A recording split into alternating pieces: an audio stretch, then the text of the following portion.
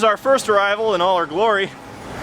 So this is the Earthmaster 3000 25-foot vertical tillage tool. What we're going to be using this for is essentially replacing our John Deere disc.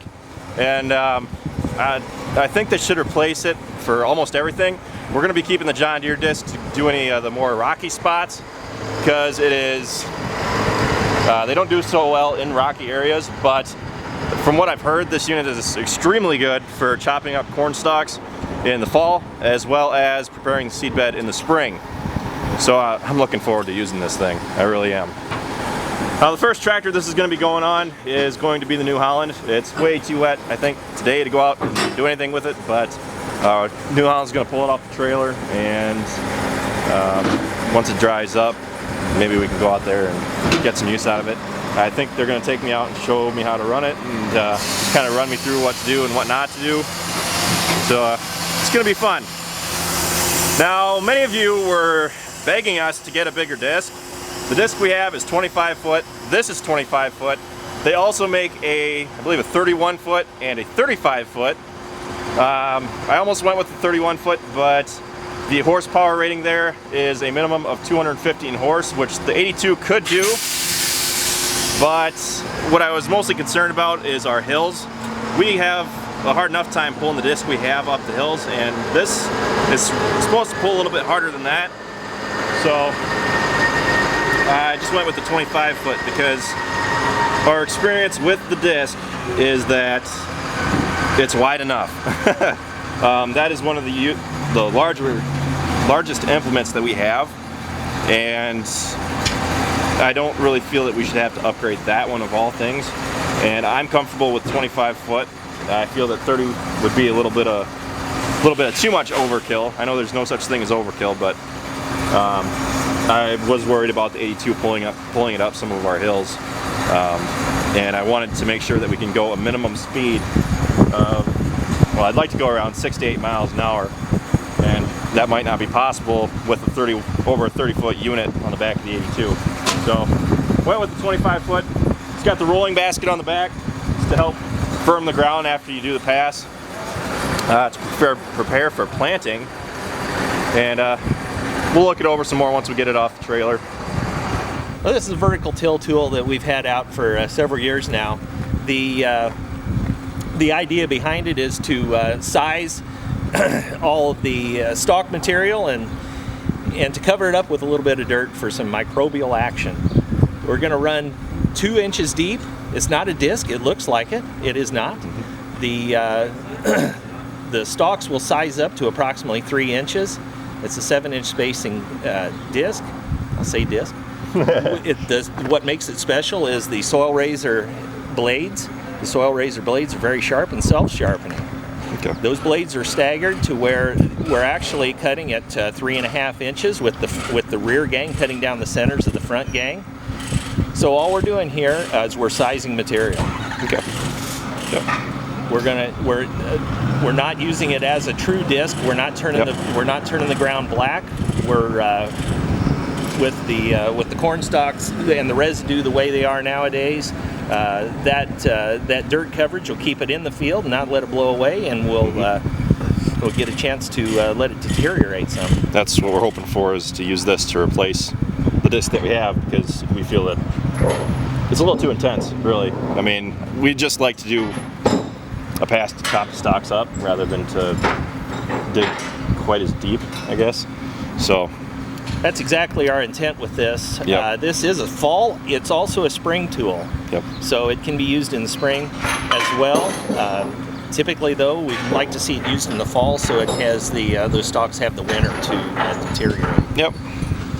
This is an Earthmaster 3000. It's 25 feet wide. We have 31 feet wide units as well as 34.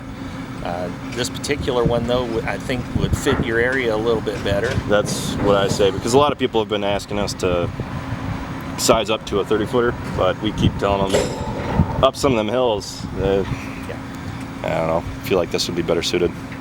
Yeah. The adjustments are rather minimal on this machine. It's hydraulically folded as well as hydraulically fore and aft.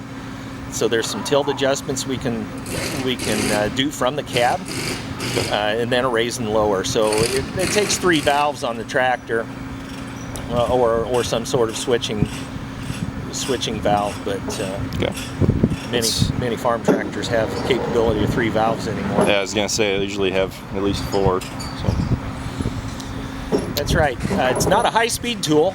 Our operating range is 5 to 7 miles per hour. So it's not necessarily some of the high-speed tools around that run upwards of around 10 miles per hour. This really isn't that. We do a much better job if we slow down just a little bit. Yeah. For us, 7, 8 is high speed for us. So. Yeah, indeed. What we get is we get a lot of dirt action. This thing will throw a lot of dirt if we get going a little too fast, and we'll notice that. It's not a wet weather tool. Yeah, that's what they say. So we want to have a dry stalk, or at least a somewhat dry stalk to size. So we have to pick and choose our weather. Yeah, and this, so far it's been rainy, unbelievably rainy.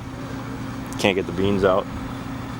So. We are 14 feet wide, which required the escort today from Gibson City, and so Dave requested that once we knew we were going to bring an assembled unit. This is fully assembled at the factory in Gibson City, Illinois. Okay, cool.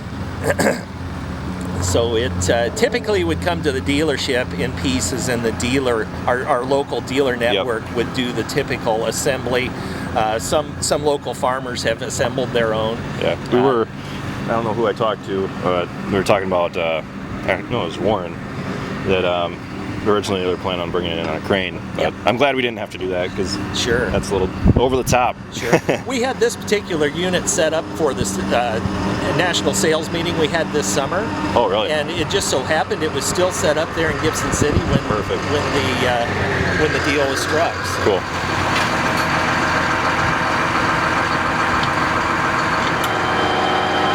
Turn back left. Just keep coming. Don't stop. Hey, you good?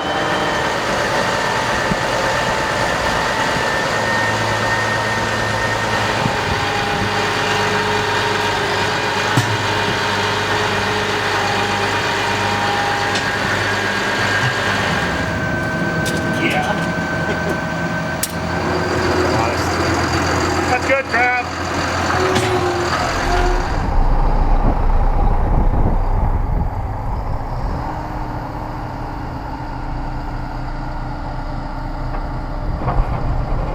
We're going to go through, they're going to run us through everything that we need to know about this. We got to go through and release the transport locks, and he'll take it from here. As we talked earlier, there's 3 different hydraulic functions on this particular unit. Mm-hmm. We have the raise and lower for infield raise and lower operation. We have wing fold to fold the wings up, and we have a tongue cylinder right here controlled for fore and aft. To mainly that's used for transport, because we like to see the unit, as we have a gauge here. We'd like to transport the unit with this indicator pointing towards the T for transport. And what that does is that'll allow maximum ground clearance, and it'll level the machine out. In field operation, though, we're going to be running using this ABC gauge. We'll most generally be running in the C range. Mm-hmm. Certain conditions may require a change and a change in fore and aft tilt, but that'll all be controlled from the cab. The unit was designed to run level in the field under load, and most generally that's in this C area. What we notice is during in-field operation, as this unit is traveling through the field, there's a possibility of the way that the soil is being thrown and being moved as it's going through the machine, that we can change that fore and aft tilt just a little bit, and either make the ground behind us a little more dark by covering up the stalks a little bit more, or a little less, depending on our preference. It's mainly an operator or an owner preference as to whether how we operate that fore and aft. But it was designed mainly to run in this sea area.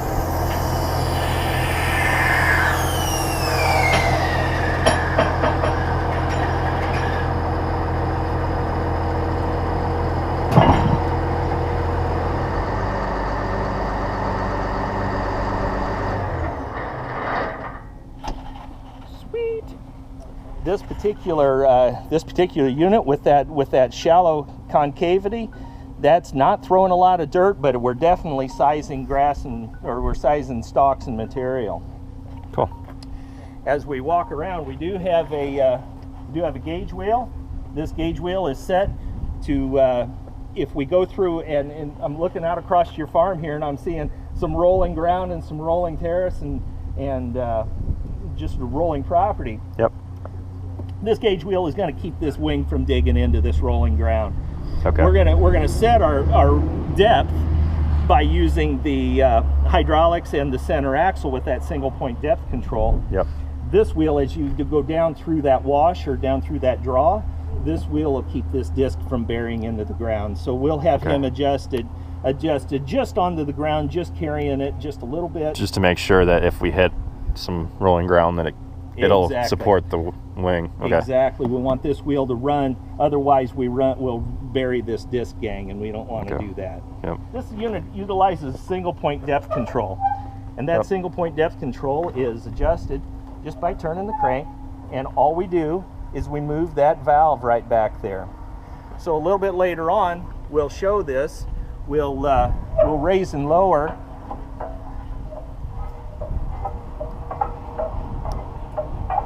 We'll raise and lower this unit. As you can see here, 5 turns equals approximately 1 inch. Okay. And that gives you the direction to shallow or deepen the disc. Okay. So just using that, we can set for the entire disc whether we want to dig maybe half an inch deeper or maybe half an inch shallower. That's what we use. That's correct. This disc utilizes rephasing hydraulic cylinders. So this hydraulic cylinder controls the wing hydraulic cylinder. So wherever we stop this one, that one will stop in the corresponding spot. Now, so that's how that's done with the single point depth control. Okay. And that allows, like I said, you used to have to set the depth stop donuts on the hydraulic cylinders and have to adjust and have to use those on all the cylinders. Whereas now, with this particular style of hydraulic system, we can set it with just one single point. We're deciding, we've gone out to the field and we've made a pass, and what we like to do is this unit works best if it runs level. We want it level under load. So if we're watching it go by us, we want to see a level frame front to back, and as we watch it go away from us, we want to see level side to side. Okay, that's one thing I've noticed just looking at it is it's compared to the John Deere disc that we have. I mean, when it sits out, the wings droop down. So now, if we decide later on that we wanted to make an adjustment, if we thought that this wing was a little bit higher or lower, or we thought, as I watch this unit drive away from me in the field, I can see that the wing is down or up, we have an eyelet adjustment here that would adjust this hydraulic cylinder position, and that'll move this rock shaft, and that'll mechanically change the depth on this wing. Okay. When I spoke earlier, these vertical till type machines, they operate only at the 2-inch depth. This one here, I think we advertised 1.5 to 3. We kind of give that range, but mainly we want to see that operating at this particular depth here, the depth of these flutes. That's going to be roughly the working depth of this machine. So as you can see right there is 2.5 inches where I just haphazardly drew that line on the disc. We're going to operate just this deep with this unit because we're just wanting to size up those stalks. Okay. We're not wanting to plow out there. That's not what we're looking for. Yep. Another advantage of the Earthmaster 3000 is the disc scraper. We made some changes to this disc scraper here. It's got it's a T design. It's a reinforced scraper. All right, some of the earlier models had a flat design. Okay. And in certain conditions, that flat design, if we were out a little too early, and we all know that we never go too early, or when it's a little bit marginal, we would never do that. Yeah. But if we ever happen to, there's a possibility that flat scraper, we'd get those to bend a little bit. So. Okay. This one mainly, if you take a look at it, it's not like any other disc scraper that you would know about. Many disc scrapers run right on the disc and would clean that disc or scour that disc. What we're doing here is we're just trying to keep the buildup of material, of stalks and soil. We're just trying to keep it from filling up this gang here. So mainly it's just keeping that large material out. We're not necessarily scraping the disc like in a traditional disc scraper. Yeah. Oh, I would like to mention the legendary Earthmaster bearings that are on this. I think there's 18 bearings on this particular 25-foot model. Earthmaster is an M&W gear brand name that early in the 80s, M&W Gear came out with a disc ripper out of Gibson City, Illinois, and this particular style of disc gang bearing with the cast trunnion and the double roller Timken bearing was developed at that time. And that's a very robust bearing, most generally trouble-free. They're very heavy duty, tried and true, and that's why I call them a legendary Earthmaster bearing. Many people and designers have copied this from actual Earthmaster. So the original Earthmaster disc rippers utilize this style of C-shank, this bearing, and with the disc gangs on the front of those units. So we've kept some original M&W gear. In fact, yeah, that one does say M&W on it there. Yeah, it does. For many people that are familiar with that name brand, that was a brand that was that had been around for 50 to 75 years. Cool. So as our material and our crop is traveling through this machine, we've sized our stalks. We've covered up some dirt over top of those stalks, and now we get back here to the finishing tool. And the finishing tool is a rolling round bar basket. We have overlap between the center basket and the outer basket here. All we're doing is we're knocking down that crop material, and we're spreading out the crop and the soil behind this unit. As we go through the field, there's a lot of action here, and this machine is churning up dirt, and it's throwing some stalks around. And as we get back here, these rolling baskets are offset to the rear, spring loaded for some ground pressure, but they're running along the ground. They're settling the soil down, they're settling that crop down, and that allows the soil profile behind the machine to be more level and even profile. Okay. This machine is used in the spring, it's used in the fall. We're in particular in the fall of the year here, we're going to use it out in corn stalks. There's many farmers and operators that'll use this machine in the springtime just prior to planting. So this particular finishing tool here across the back is good enough, and it settles the material down enough that a planter can come right in afterward and plant right into it. Cool. Okay. Something I'm noticing is that there's a shank down in there. That's called the bulk buster. Yeah, the bulk buster, and it's just a regular field cultivator shank with a sweep on it. If you take a look right straight down through the middle of this machine, the way the disc gangs are oriented, there's a gap there. Yep. And that particular shank then cultivates that gap down the middle of the machine. Okay. Heavy duty tires and axles and rims. I was going to say everything about it looks heavy. It's 15,000 pounds. Oof. This particular unit, and they go up to 34 foot, they go to over 25,000 pounds. So that's a lot of weight, and that keeps this unit stable and secure out in the field.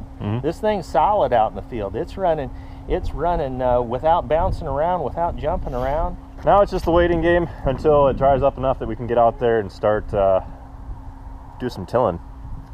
So thanks for watching this video, guys. Be sure to check out all of our other ones. Be sure to like, comment, subscribe, and be sure to check us out on Facebook, Instagram, Twitter, and Snapchat. all how farms work. So see you next time.